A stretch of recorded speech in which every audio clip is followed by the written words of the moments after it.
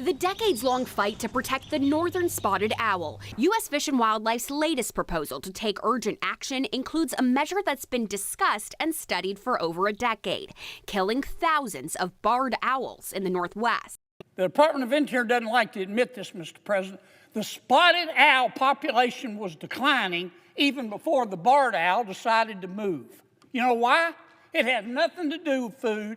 It had nothing to do with the barred owl. It had to do with the same thing happening on the West Coast that has happened on the East Coast. Many of the old-growth forests have been cut down to make way for more people. And you might have noticed we've had a few forest fires. And they have been causing the population of the spotted owl to be reduced. The barred owl didn't arrive by invasion fleets or foreign shores. It followed corridors we helped create. Logged old-growth forests, open landscapes, human-made pathways. In a time when environmental advocacy is dominated by climate headlines, other questions fall into the shadows. How do ecosystems actually change? What does intervention really mean? And what happens when our solutions mirror the same extractive mindset that created the problem? In this episode of the Collapse Curriculum podcast, I'm joined by environmental advocates Nikki Hill and Kollibri, Terre, Sonnenblume. Together, we explore the deep layers beneath the barred owl story. Not just the science and the law, but the language and the media narratives, and the broken relationship between humans and the living world. This is the Collapse Curriculum podcast.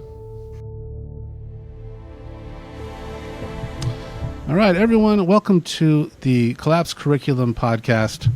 And I'm joined here today by Kollibri and Nikki Hill. All right, and Nikki Hill, how are you? I'm doing well. Nice to see you. Yeah, you as well. I don't think any of us have spoken face to face. It's all been in this crazy modern world. A lot of people meet on social media, kind of become friends because, you know, I read a lot of your stuff, like it, you know, I like what you're posting. I think I first came across your work several years ago when I was in Las Vegas I was living there for 20 years, and really I'm a desert person. I saw a lot of your desert content on social media, pictures, talking about you're doing advocacy as well, but also just kind of, you know, sharing your journey and what you're doing. I remember specifically like Thacker Pass coming up where they are building these, it's a large lithium mine in northern Nevada. And I was very concerned about that, along with a lot of other people concerned about the ecosystem destruction with that. I was working on some film work in the Mojave Desert about the development of all the solar panels and the transmission lines, all of this related to, you know, kind of renewable energy. And so there's this critique of, you know, solving climate change by destroying massive areas of ecosystems, millions of acres potentially in the American West alone, let alone the rest of the world for all the mining and everything else. So it's, I appreciate your work, and I'm glad you're here today. Today, what we're going to talk about, you know, I want to get to know you two a little bit better, and I'd love to hear a little bit more from you about who you are. But specifically, we also like to talk about the nature of our framing of invasive species in this country and the environmental sector. You know, just talking about even the term invasive from the very get-go is, it's laced with meaning. So I would love to hear more about that. We're going to talk about that later. First off, let's start with you, Kollibri. You are on Substack. That's where I've read a lot of your work. If you'd like to tell us a little bit about that, and then I'd love to hear where you first started thinking about advocating for ecosystems, I suppose. Right, right. Yeah. Yeah, I'm on Substack now. I've been there for, I think, almost 3 years, but I'm a lifelong writer. I wrote my first short story when I was 10 years old, actually. It was a science fiction story. It's still one of the better plot lines I've ever written, I'm sad to say. But and I got a degree in writing to at a Midwestern liberal arts college in '91. So I've been writing my whole life, fiction and nonfiction. I started doing more political and environmental writing around the turn of the millennium after the WTO protests in Seattle, which you probably remember. That was sort of my political awakening in an active sense of like, oh, things are moving, things are happening. I mean, when Seattle happened, for those who are not old enough to remember it, it felt like something big was about to happen. And something big it was happening for a while, and then it all kind of got dislodged by the war on terror and September 11th that happened, shortly after that. I remember that kind of put the brakes on the anti-globalization movement. But that being involved with activism brought me to Portland, Oregon, and then I happened to move in across the street from the office for the Cascadia Forest Alliance, which was like the Earth First crew out there who were doing tree sits and et cetera to save the old growth in the national forest near Portland. So that was where I got a real crash course on Pacific Northwest forests and their ecologies and how all that works, how to look at those landscapes.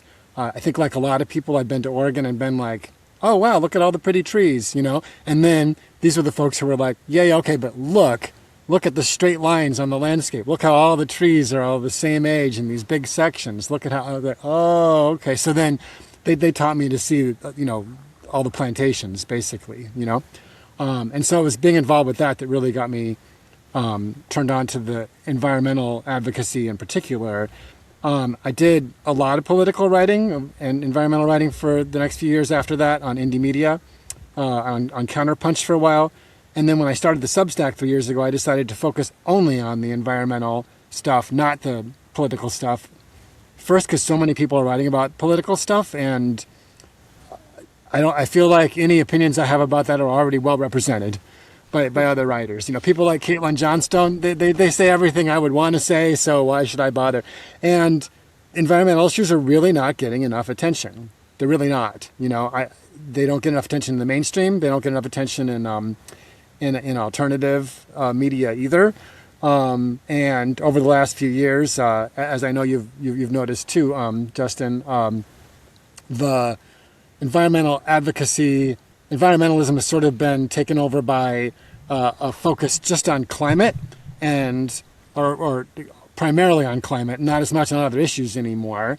And within climate has become really focused just on the carbon issue, okay, so we're putting too much carbon in the atmosphere. That what can we do about that? And so there's not many conversations about anything else that's happening, like all the habitat destruction that's continuing to be, to happen, due to agriculture, due, as you said, to the green energy, other forms of development.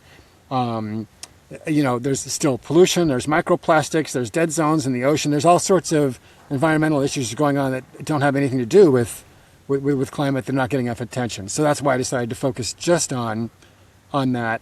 And then I was also hoping that if I stayed away from the partisan politics, that people from across the political spectrum would be able to connect with my writing more easily if I wasn't distracting them with other issues, Oh, I agree.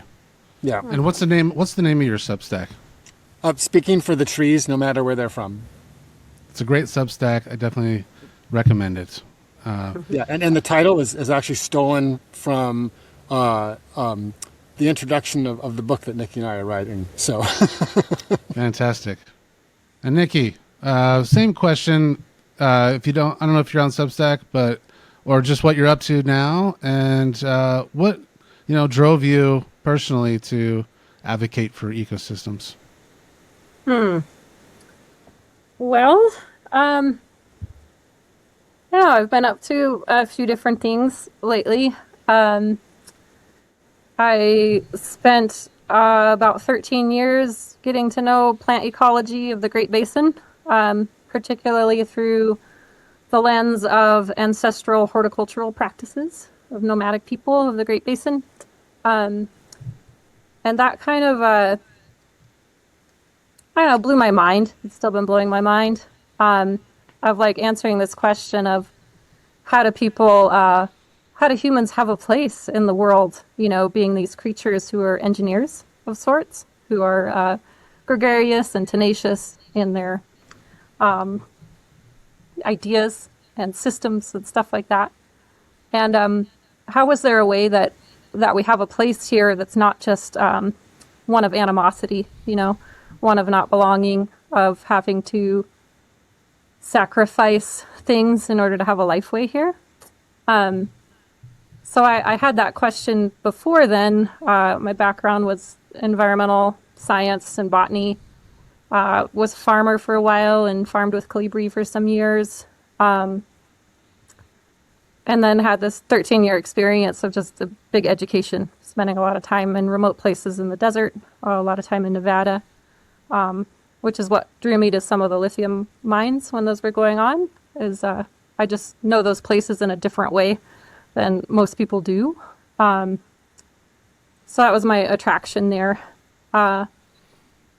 So yeah, since then it's continuing to unfold, and wanting to relate with lots of different types of people, lots of different types of thoughts that make up our human race and our societies. So I've come into a place where I actually spend time reviewing and rewriting protocols, some of them for utility companies, and coming to understand so much of the landscape expression is based on the relationships that are present there, including the human ones. So we can't really get out of that, which I think links into a lot of things. It links into the climate conversation, because climate is really about land use. The whole world is this whole life experience is kind of a big call and response. Things happen and life responds.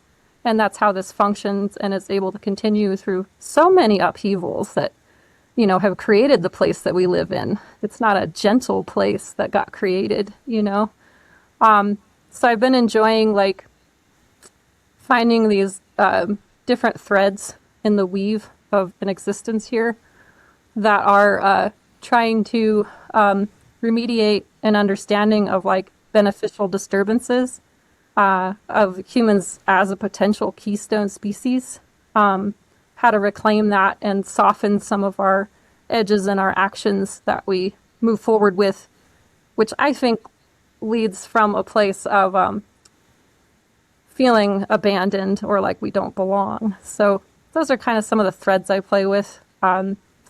Doing my own ecology teachings. I love taking out young people for week-long immersions just to talk about ecology from a relational perspective, not from an objective outside thing that we think about, but something that we're in. I do consulting work for land management and tending, and continue to gather seeds and plant them, and also have really gotten into beavers, so focused on our land use of water holding capacity moving forward. So a lot of beavers up in Oregon, including the Oregon State team. Yeah. Okay. I'm curious how you feel. This was brought up by Kollibri, that the media. How do you feel about the media coverage of the environmental issues that many ecosystems face, whether it's here in the United States or anywhere in the world, really? I don't know. I would say that there seems to be underlying social narratives that come through in lots of conversations. And one of the narratives is we're always in a fight of some kind. So we have fight climate change, which I have no idea what that actually means. How do you fight a system balancing transformation? I don't really understand. And, same with fighting invasive species. I mean, I don't really know what that means either. We would have to take everything as a disembodied concept that's not in relation to anything else to fight, and then we're fighting something that we couldn't possibly understand to begin with. So how would we even take steps to fight that thing, if we were really invested in a a fight that made sense. So I think that narrative, even from our like best intentions of like wanting to protect and stuff like that, it misses a lot about the context of what's going on, you know? And it seems difficult to get to that place of having more of that conversation because we're afraid to lose ground because we're fighting in sides, you know? We're fighting on the environmental advocacy side versus the like resource side. And I'm kind of not so sure that they're two separate things at this point in time. Like that fight keeps going on. So there has to be some more nuanced understanding, I think, brought into the conversation instead of us just picking up the same mottos about fight, this versus that aren't really working. So why isn't it working? We're like missing some part of the conversation that would actually appeal and make sense to more than one type of group of people, you know? Does that answer it? Yes. Okay. Yes. So really that comes down to kind of the way that society frames things, and that comes through in media, and it just the frame itself may be the problem. And this question, either of you can answer. What are some alternative ways of, understanding what we're talking about is ecological change, right? Here in Oregon, for example, there are nutria. I don't think they were here originally. They may displace beavers, in fact. And there's, a million examples I can think of, but there's different plant and animal species that are moving into areas maybe that they weren't traditionally or historically, I guess, entering or existing in. And there can be some displacement as a result of some of that. And a lot of this is, human caused, certainly. What are some alternative ways of sort of understanding and even characterizing and framing ecological change that doesn't get talked about? You want to start, Kollibri, or should I? Go for it. Mm-hmm. Mm-hmm. I'll say one thing before you kick in, which is just that the book that Nikki and I are working on is specifically about invasive plants, the things that are called invasive plants, and I feel like it's a slightly different discussion than the overall invasive species discussion, because plants don't behave the same way that animals do, right? So when you think of a Pacific island that rats escape a ship and eat all the ground nesting birds or whatever, like that kind of, horror show kind of story, like that doesn't happen with plants. That's not the way that they work. You know what I mean?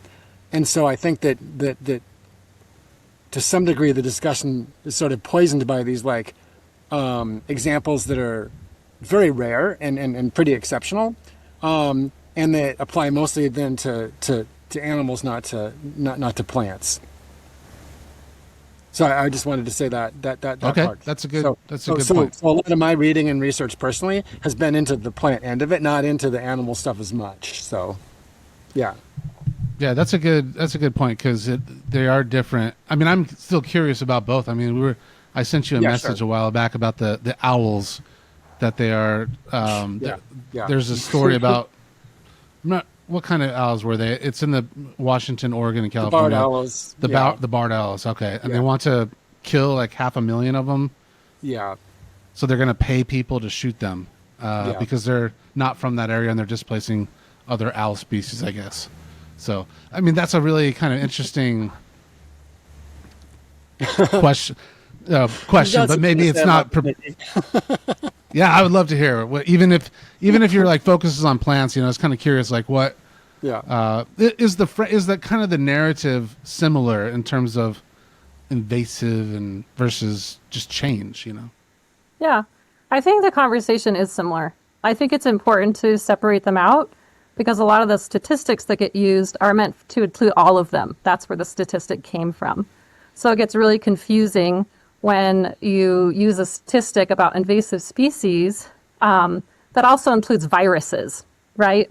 Oh. So People think they're just talking about animals or plants, but that statistic actually is talking about viruses too, moving around the world. So, so in that way, I think it's important to separate them out, to like keep that in mind, right? That everything has its own nuanced discussion going on. But I think that the common thread in all of those things is, again, relational. We live in a system that's under constant change. It's a balancing, not a balance, right? Like, nature is actually anti-fragile. I got this from a friend of mine some years ago, and I really appreciate it. Not to be used in a way where it's like, oh, it doesn't matter what we do now, but just to understand the robustness of the system we live in and our ability to even be here, right? That things have to be constantly evolving and adapting, and not everything is in deep time. Like, in the past 10,000 years, all of our, the regions that we know today in the West, like in the Southwest, were different. People were around for that change. Pinyon juniper lands used to go down into the Mojave, where it's chaparral land now. That happened within 10,000 years. People would have been there adopting different life ways, adopting different food systems, And if they had started with a thing of like, this isn't supposed to be happening, how are you going to stop that transition? That was a climate change as well, So I think that, again, the common thread with like any like invasive thing that we're talking about is that it's taking out that call and response relationship, right? So if we think about, we'll take the owl example for a moment. I think that a lot of things are a form of denialism or scapegoating. So we're going to take out 1 million barred owls because it's supposedly encroaching on spotted owl habitat, but we're not going to talk about timber clear cutting extraction, which is the habitat for spotted owls. Barred owls are successful because they are able to exist in a more varied mosaic of habitats and adapt well to human settlements. Killing them will do nothing to help the barred owls. But that's what we use when we take take it out of context, right? Yeah. I think an important part of the barred owl story is how they got there, too, because the barred owl is, and I learned this from Rebecca Wiesand, who you probably read when she was on Substack, Justin. She's not there anymore, but she was one of my favorite writers there. She did a really good job. Anyway, she's in the Pacific Northwest too, and she was working for the National Forest while all that was going on, and had an inside view on it, and was being asked to I think she was being asked to participate in ways that she didn't want to as well.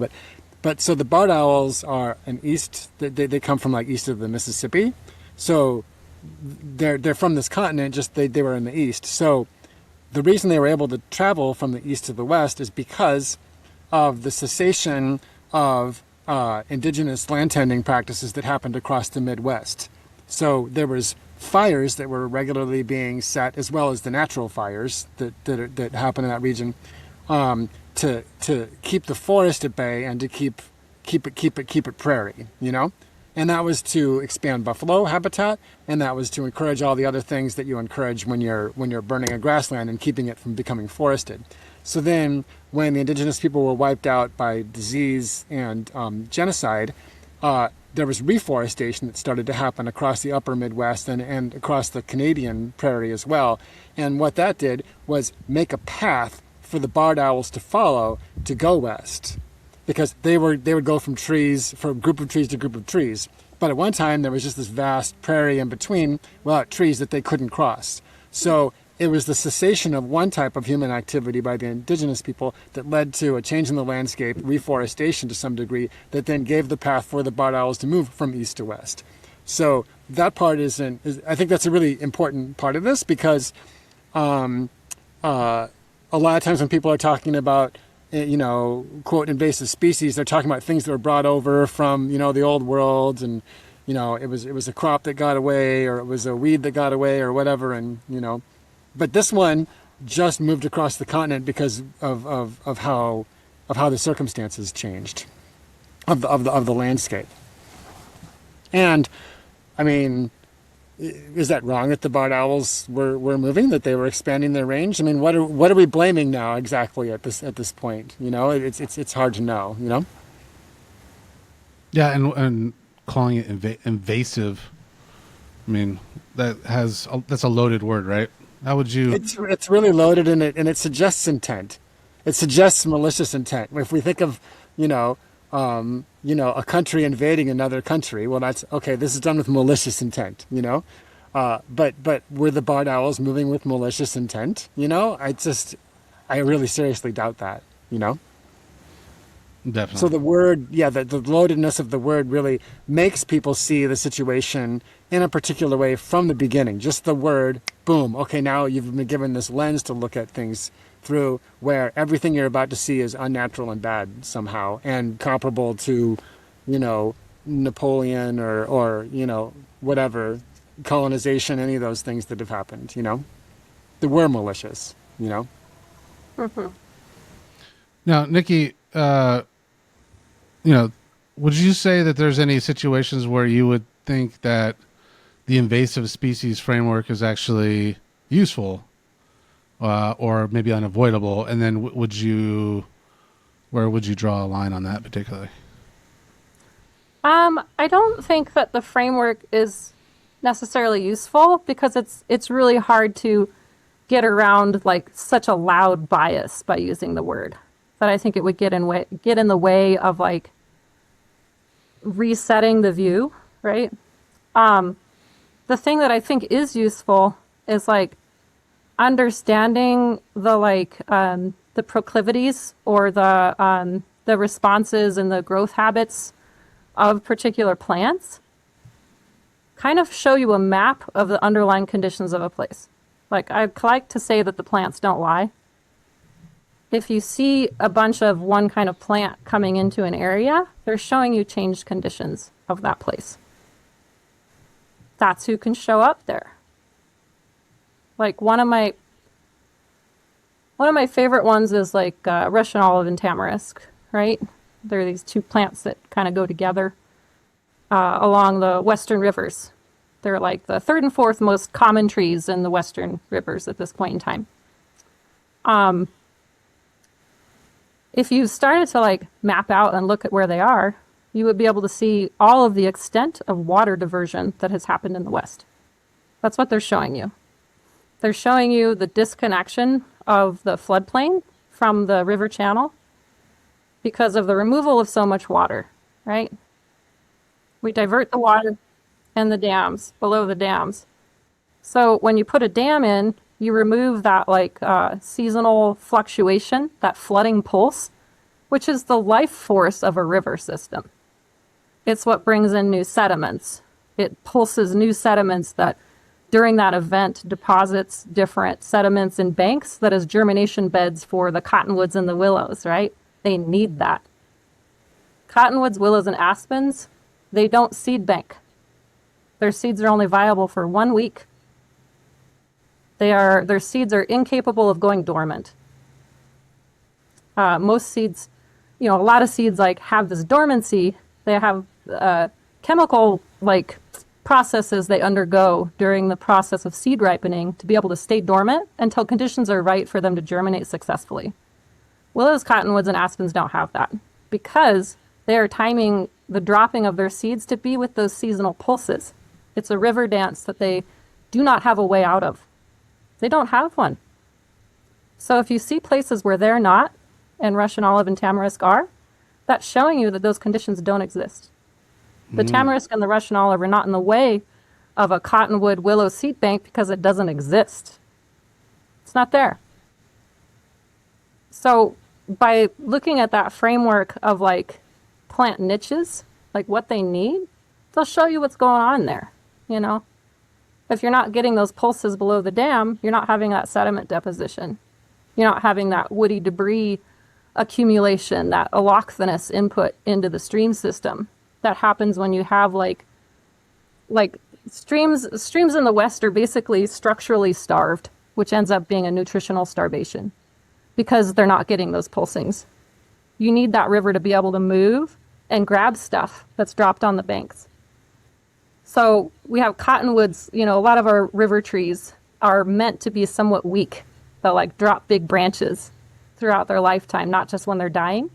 And that's because the river needs that woody debris to help start and structurally force some different processes that are involved in a river system, like sediment accumulation, making the water rise where there's like a log jam that happens, and that like impoundment of the water, that just the weight of the water pushes water further into the soil pores and spreads it out so that you can have a wider riparian buffer. When you disconnect those things, your riparian buffer starts to get like this because the channel is becoming incised instead of rounded. So there's like all these things going on. So your cottonwoods, willows, and aspens, again, they have a shallow root system. They need a high water table, which depends on a connected river to floodplain connectivity, good connectivity to have the water out there for them, accessible within a few feet of the soil surface. When you have Russian olive and tamarisk in there, tamarisk has a taproot that can follow a sinking water table. It's salty because she is able to be in salty conditions, take it into the body, and be okay with it, not desiccate the cells like another tree would. Russian olive has a particular one where those roots can handle saline conditions in a perched water table. So what you have when your big water tables start to be disconnected and lower, you'll have these little areas where there's these perched water tables that are now separated from the bigger water table system. And that's where Russian olive can thrive. Very saline conditions. Often a lot of contamination.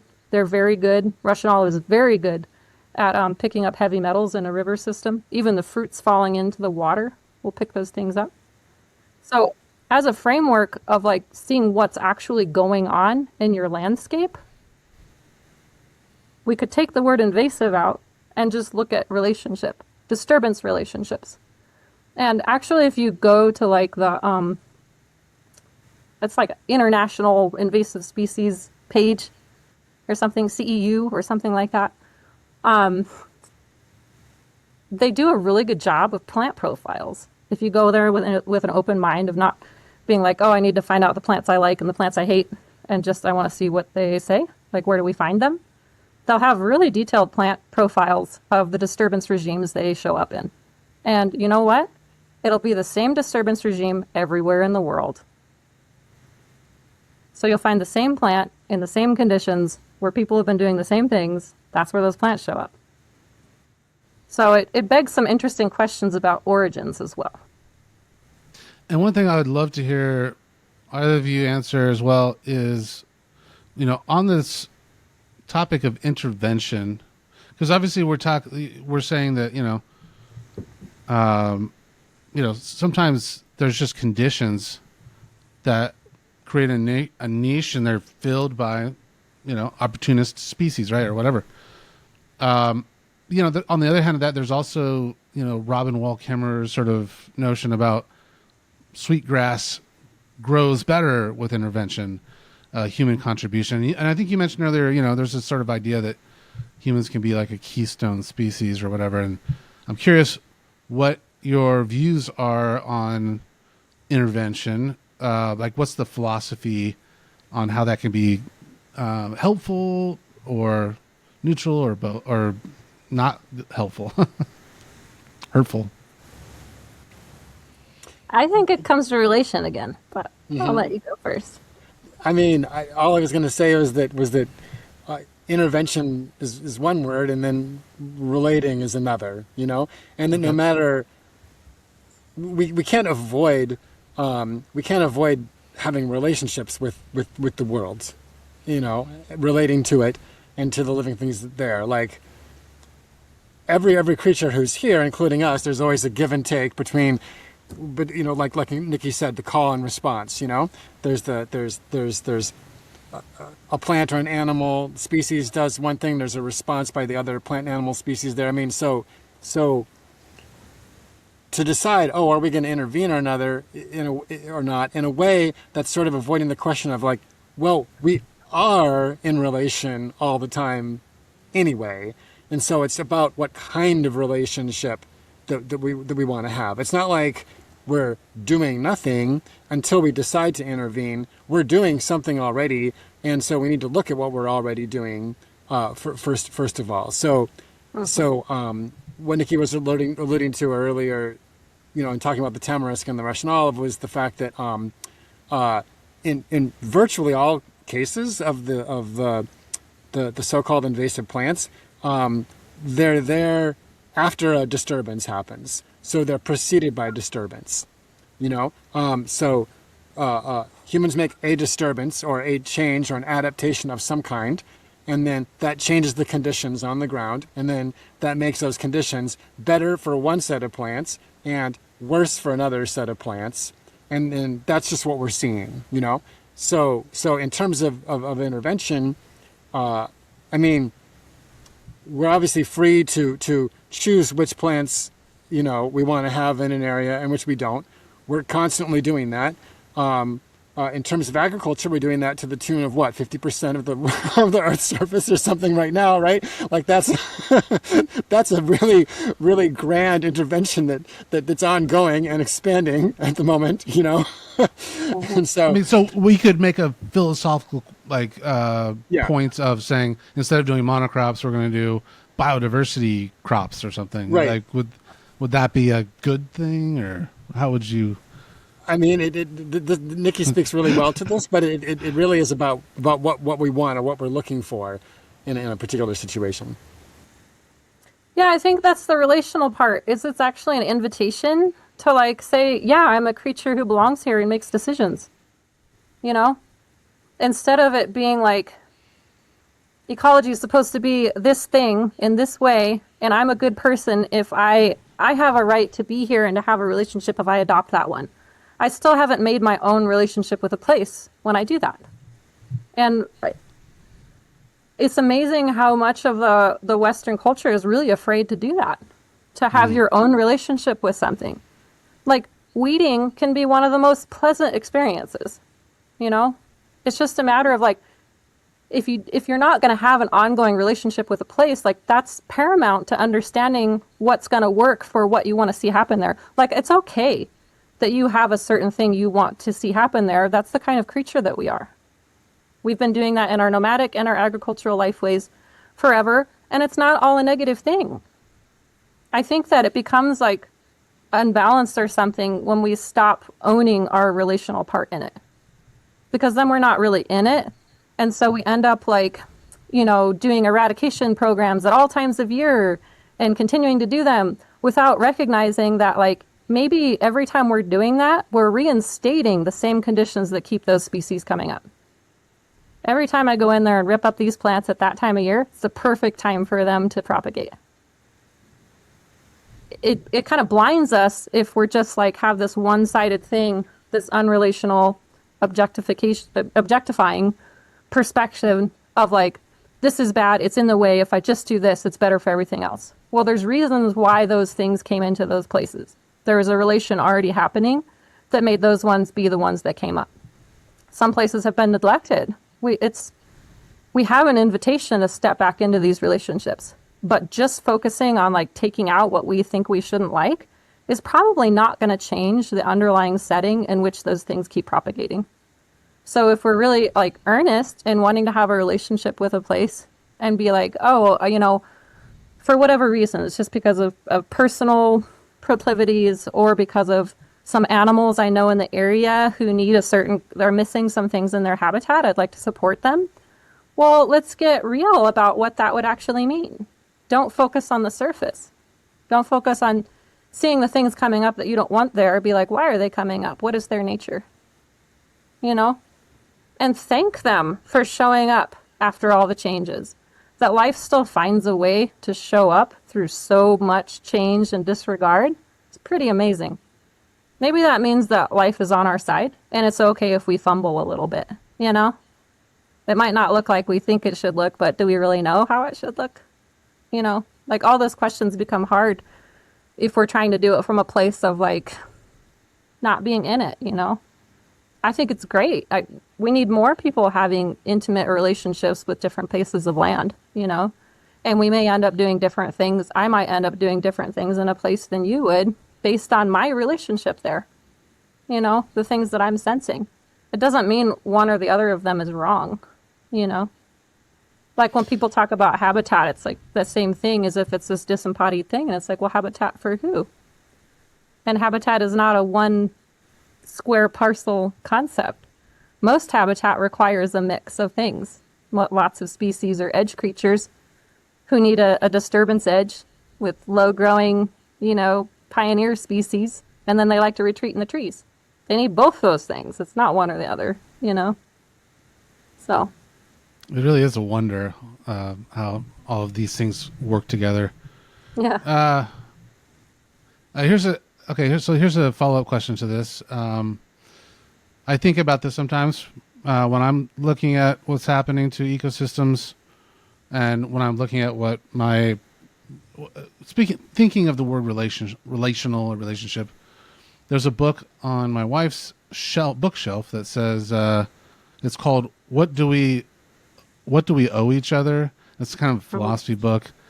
And so the question I have when it comes to this relational thing is, what do you think we owe not only each other, but also the other species of plants or animals on the planet? What do we owe each other?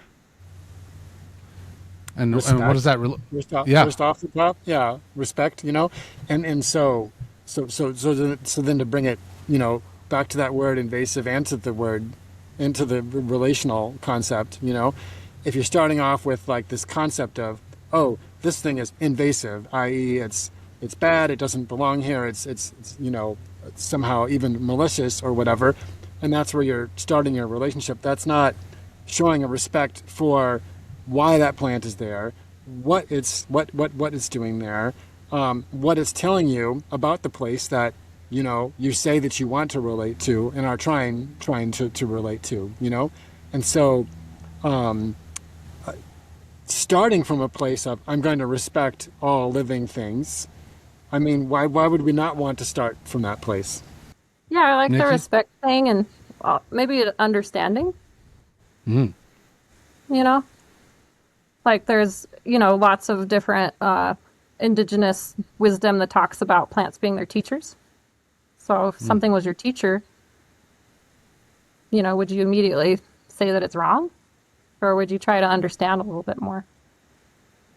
And I think that's important in so many of the things we end up doing, for like protection or advocacy and stuff like that, is to be a little bit careful with some of the language that seems really easy to pick up as like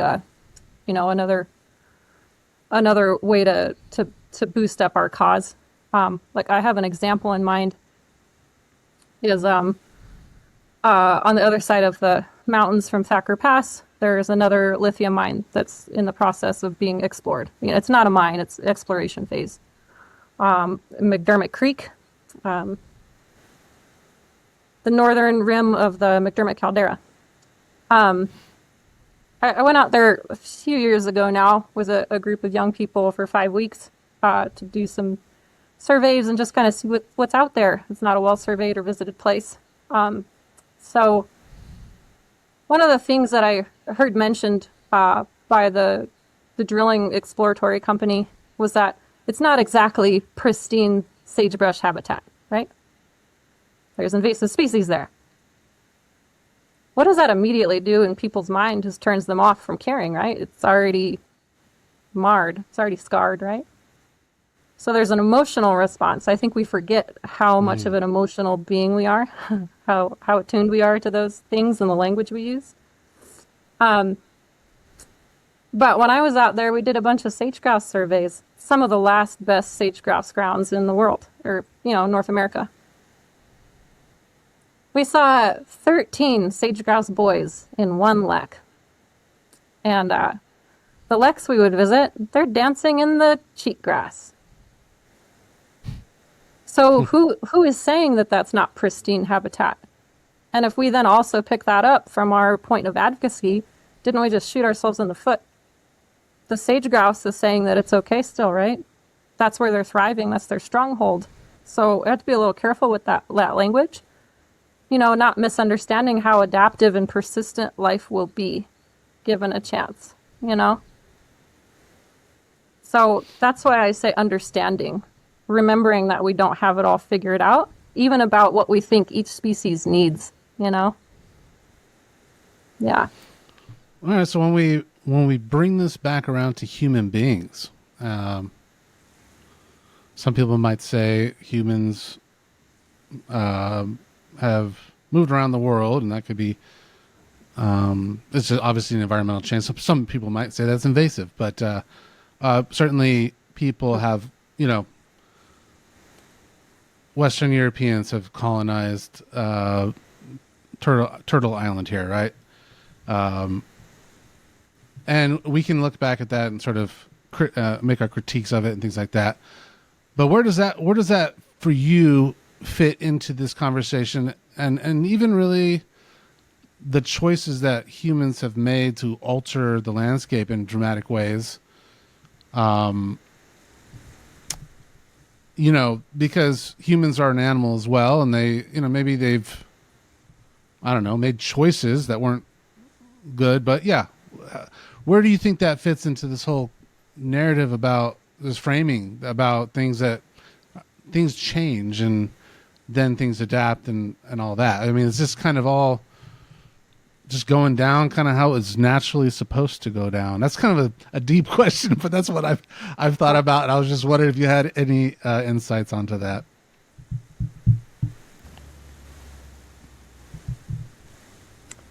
I think that there was a lot of carelessness when Europeans arrived here, and there was also some responses from what that was happening to them earlier. You know, the loss of the commons. You know, in England, for example. You know, so there was people who came here who were like, oh, here we can have our commons back. You know, for example. You know, and then. I mean, you know, people talk about trauma responses. I mean, I think that that's a lot of what was going on with the individuals, you know, who came here. And there was obviously a lot of greed, you know, and all that. And then there was, you know, of course, the whole Abrahamic worldview that was being brought with of like, you know, the earth is here for us as a set of resources to use as we want to use. We, you know, quote, have dominion over it or whatever. So, yeah, that ran into a... Obviously, that was a completely different way of relating to the land than the people who were here before, who, of course, didn't all relate to it in exactly the same way either. There was, you know, hundreds of cultures here, all with their own relations. It was not monolithic, you know. Now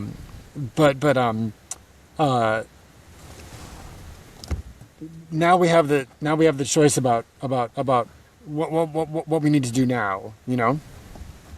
And now that we're here and all these things, you know, have happened, and the word pristine came up earlier, and I would caution against that word. Yeah, I've heard like maybe 3% of the planet is unaffected by humans. Those are interesting things too. Like, I don't know if you've heard of Lila June. No. Yeah, she's an indigenous researcher. Awesome. Talks a lot about human tending in North America and in other places in the world. She just finished her doctorate, released her doctorate. What do you call it? The writing that you do? Dissertation? Dissertation, yeah. My wife's doing one here at University of Oregon, by the way, so that's what... Cool. But, you know, like, there's a lot of things around the pristine, you know. First of all, you know, the definition is untouched land, and that's a little problematic if we want to include indigenous lifeways and presence, you know? Right. Because from that framework, that's a very new concept, right? Is that what they call it, virgin lands? Yeah. Yeah. That's also very problematic. Yeah, totally. So yeah, I think we definitely have some different language choices that might be more, might behoove us to adopt in order to include all of the history and the tragedies and the changes that have happened, you know?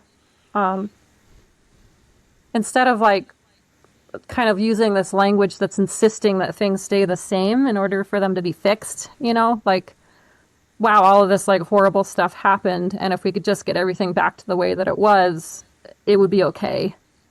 When it's like, well, that's kind of an interesting bubble to come at resolve with and at healing from, like, we can't deny the things that have happened. We can't change all of the conditions back to how they were. What we can do is rekindle those like reciprocity relationships, and maybe for like, a lot of the loss of a lot of the indigenous horticulture plants that people had lifeways based on, is renewing access to those places and including tribes and indigenous communities back in management, because they would be coming from the relational standpoint of the plants that they miss and that they want to tend and cultivate, because that's what humans do. So, and a part of that relationship would also be understanding that things change, and people would be adopting different plants into their lifeway all the time. Like that's a part of what we do. It's like collaborating with the landscape as well and the changes it's going through, and having our culture with that. And like culture is interesting too, because culture doesn't exist in a bubble. Like the reason why we have such a diversity of cultures is from mixing. It's not from being totally isolated, right? So it's like trying to hold all those threads in a little more like breathing space, instead of this like tight, trauma response where we're like, oh, I want to be so good and resolve all these horrible things that have happened, but it's still coming from that same like tight place. And is that really the best place to make decisions from, What, Yeah, that's one thing I would love to hear what you think about, the dominant culture. A lot of people say it's wiping, life out on the planet. We've seen a reduction of maybe 90% of the large fish in the ocean over the last 50 years or something like that. There's maybe 98% of the forests, the old growth forests, or 90%, something like that, have been wiped out. So in terms of the dominant society, how much change would you say needs to, do you see it likely that we change our relationship with the rest of the natural world, sort of naturally and slowly, or do you see, some disruption in our business as usual and creating sort of problems and then having people react to that? Mm-hmm. I see it as likely being a mix of both. Yeah. Yeah. I think there's like so many different experiences and, ways of life happening here. People think very differently than I do. There's so many people in the world who think differently than me, So I think that it's kind of an amazing experience we're having where like, our relationship with the world is the relationship with ourselves and each other. It's like this big mixing ground of all of the ways of approaching living are going. And in some way, I've kind of been thinking that there's no other way it could be expressed right now. So there's the part of like, I may not see big changes in my lifetime. It's so small. And a lot of the things we like focus on, trying to be accountable for or advocating for are things that happened over long periods of time, over multiple generations of people. So it'd be kind of, inaccessible to do that in one lifetime, to expect that.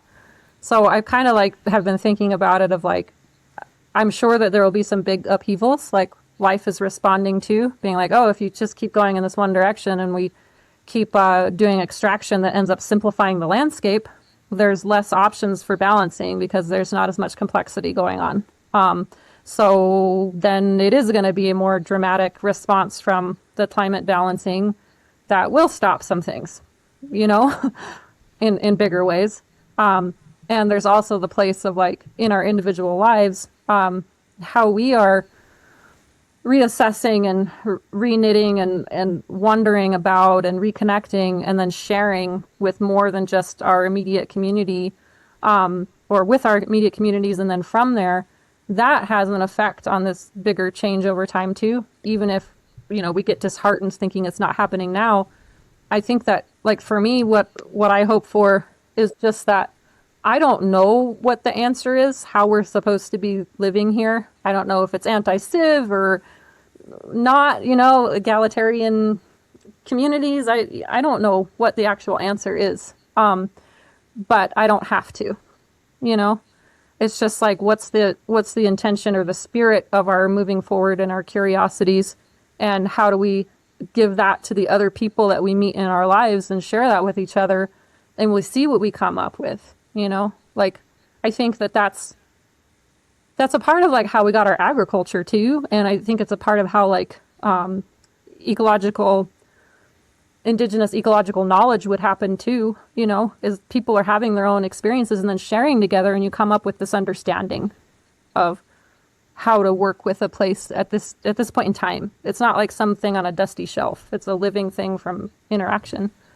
So I think that for me, like, rekindling that and having that invitation for people, all kinds of people that I meet, that is like a seed I'm liking to follow. Like, you might not come up with the same answer I would in the same situation, but it's that invitation to re-step in and have your own relationship. So I don't know.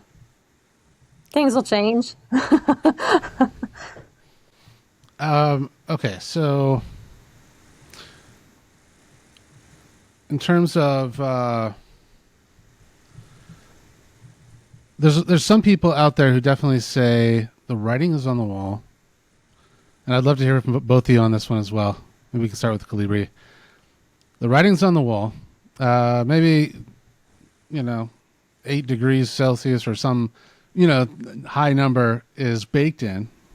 Feedback loops, ecological destruction's inevitable, and humans aren't going to make it. There's a lot of people that I encounter, because I'm kind of in the space of already talking about the dominant culture and the systems of industrial civilization sort of failing and having to simplify life. But obviously there's threats. There is a threat of great harm from runaway climate change. If that happens, I don't know if that's inevitable or not, but I'm just wondering what you think about that question of whether that, there's sort of the writing is on the wall, or there's time to, there's plenty of time. And you've mentioned the planet and life is resilient and finds a way. So I'm imagining that might inform your answer. Do you want me to start on this one? Yeah. Let's do that. Okay. Perfect. I think that personally, there's a certainty about the future that I see some people use in their when they're expressing things that I don't personally believe human beings are capable of having. I think that there's some conceit there, just from certain voices, a few, about this is what's going to happen, or we are fucked in this way, or no matter what we do, like, well, come on, really? I mean, it seems like, and of course, just by asking that question, of course, oh, is that hopium? No, I'm not even talking about that. I'm just saying, I doubt that any human being, especially in our Western culture here, and maybe especially in our scientific rationalist culture here, is able to just be that certain that we know what's going to happen. It's like life is full of surprises. The universe is full of surprises. We're learning new things all the time that didn't make sense before with the way we thought things worked, etc. And yet we're going to be just so certain that, like, oh, the human race has 10 years or something. I mean, I'm skeptical of that personally. Not that I don't see all the things that we're doing and the consequences that they're having so far. I mean, you look at the ocean dead zones, from all of our agricultural runoff, and how that kills all the marine life there, how that affects, reefs, when we look at, microplastic pollution, when we look at herbicides, when we look at how we're draining aquifers. I mean, there's some very real things that we're doing that are going to have not happy effects for us if we keep doing them in that way. But as for what a model is telling us about what the future is going to look like by 2050, I don't know. I don't think we have models that are that good yet. I mean, look at AI and look at the stupid things it says all the times and the way it hallucinates. Do we really think that our models are that good that we can say with certainty that X and such is going to happen? That's just my opinion. Sure. Yeah, I think that it's like helpful, for being a creature or whatever, to recognize some limits. Like, we have bodily limits of what our body can handle, like Right. the wet bulb temperature and stuff like that. Like, there's some things that'll be difficult for us to adapt to, even though we're highly adaptable creatures.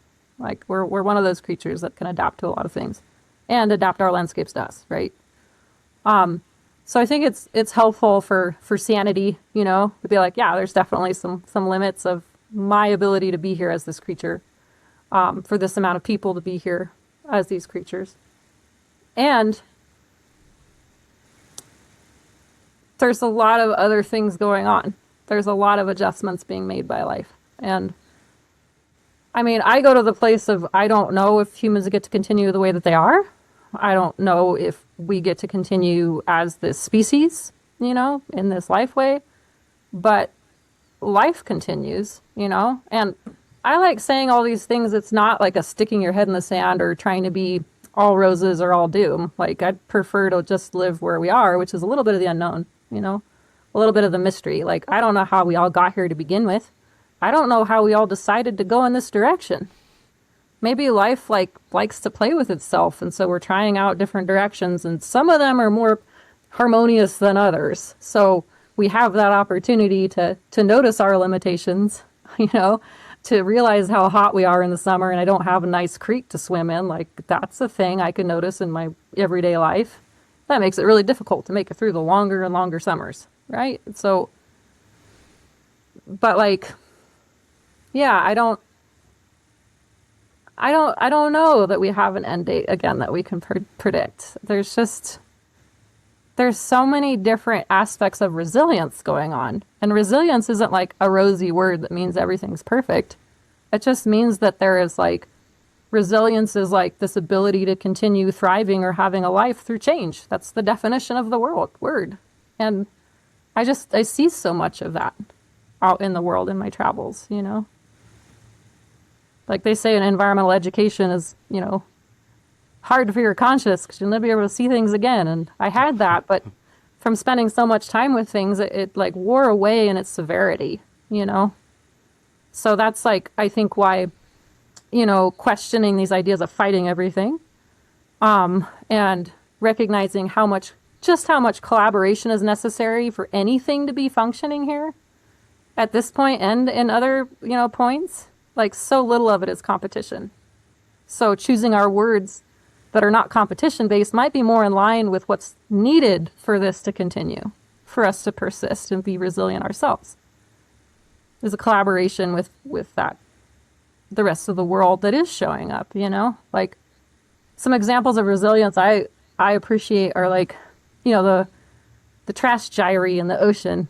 I met this kid who came to one of my classes, and he had almost gone on a research vessel to go to that gyre. And they were having a moral issue because they finally found a way where they could clean up all that plastic from the ocean.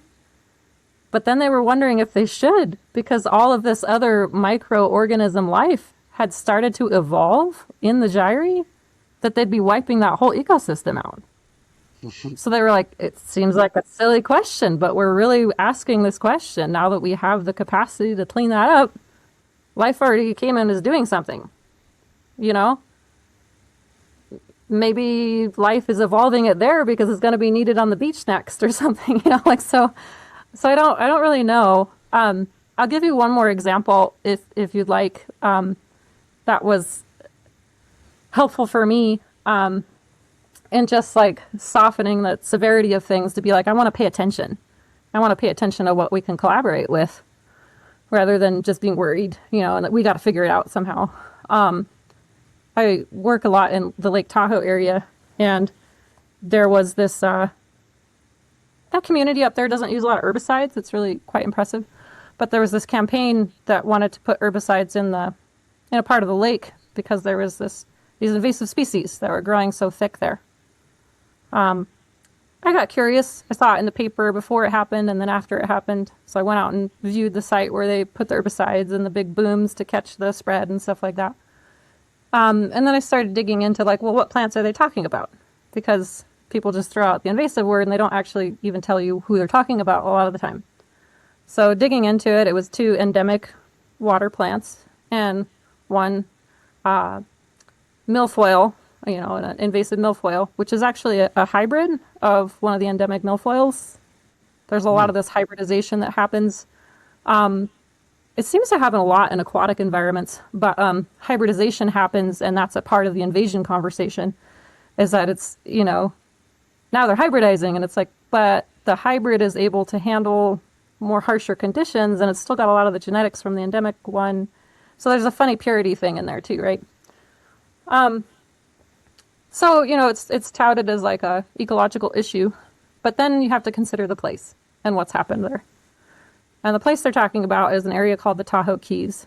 Tahoe Keys is a upper class neighborhood right on the water. People have their houses that you can boat up to, real nice, up to your little lawn. You boat your house up to your front door. And there's a lot of green growth going on in there. To build that place, they dredged a lagoon.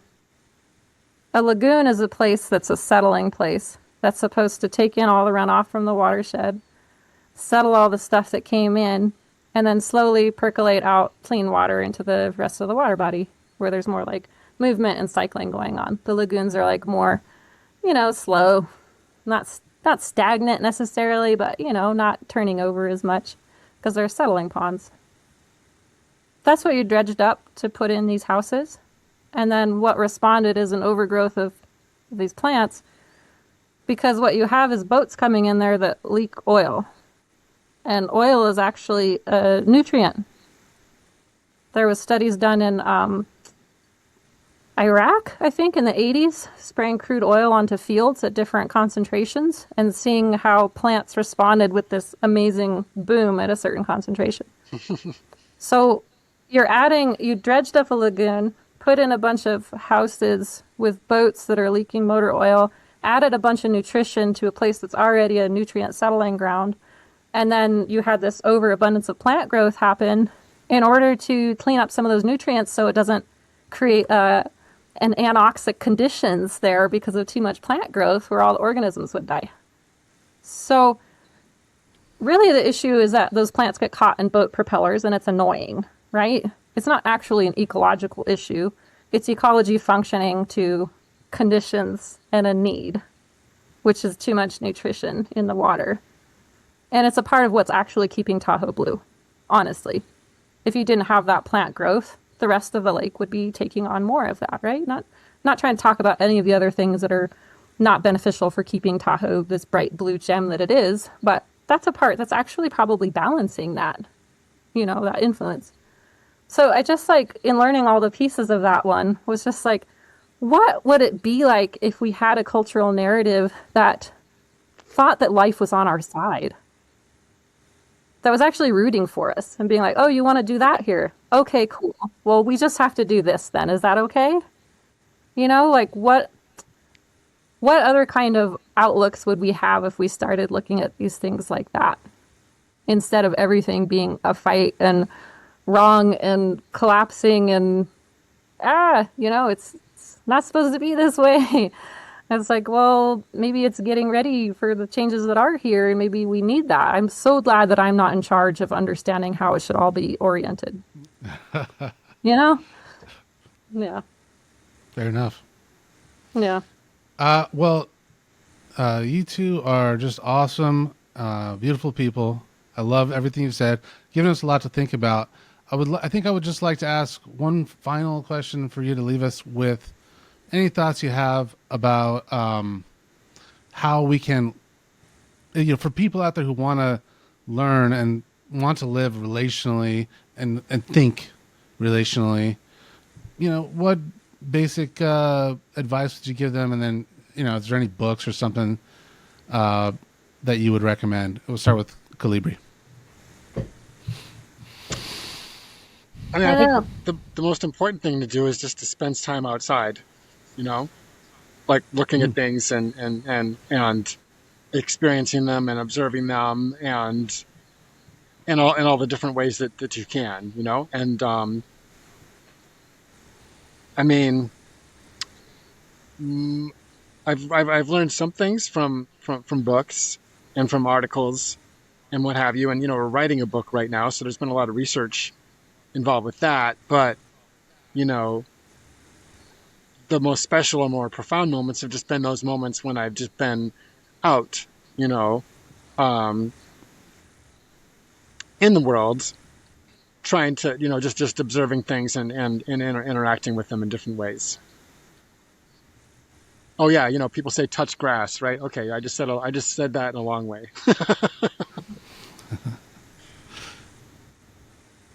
Nikki? Yeah, I guess it would be pretty similar to Kollibri.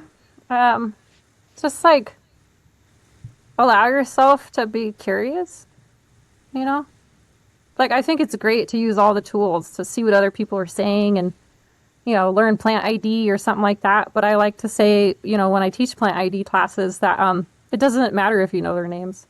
Like, there's probably a lot of, like, plants or relationships or stuff that you already notice, but like when you try to like restate it or something, you're trying to like think like, oh, do I know this and what is it, and like overly try to define it when there's like the space in between where it's like you do have some relationship even if you don't know how to say it. If you don't know the names or all the terms, that's not where the relationship is.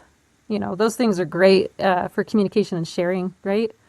But yeah, I like to say in the plant ID classes, like, just what's familiar to you, like pick out some plants that are familiar to you and follow them around. Where do they show up? Where do they stop showing up? What changed? Let them show you something. And you probably already have much more of a relationship than you think you do. It's not something that you have to be special for. It's just allowing yourself that space, and all of us are honoring that a little bit more in ourselves and each other. Maybe we'll come up with a different narrative and way of approaching some of the things we're concerned about, Yeah. Well, excellent. I think this was very helpful for me. I hope it is for my audience as well. But just hearing some of these thoughts that I've, wondered about, it's great to hear such grounded responses to these things from you two, and I really appreciate you coming and joining me today. Thank you very much. Thanks, Yeah, Justin. thank you so much. It was a real pleasure. You bet.